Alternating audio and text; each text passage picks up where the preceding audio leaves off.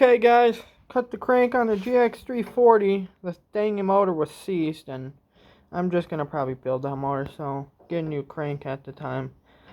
Didn't want to cut an OEM Honda part, but here's what it is. Gotta get this tractor going.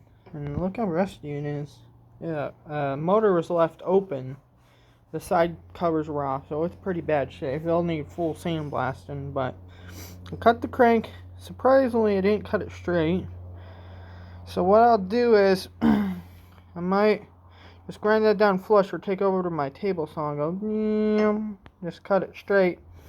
And then, I can, right about there, I'm going to probably put a keyway. But first I got to drill all the way through, like it is right there. Drill all the way through.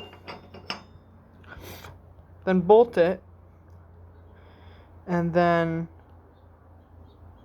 that's what I will do. I'll bolt it. I might use my table saw because bench grinder's not ready yet. So I'll just go put that on my table saw and go cut it straight. Hopefully it cuts straight and get that going. I don't know about welding it because there is a keyway here. I do have to grind some of the keyway down right there unless I cut past that, because it's not keyed right there all the way. So alright, this N.R.T. and this update on extending the crank on the Duramax 440, so we'll work on the Bolens. I would have took the crank out of the old Bolens, but it's I think 1/2 inch and this is 1 inch, so won't work. Catch you guys on the next one.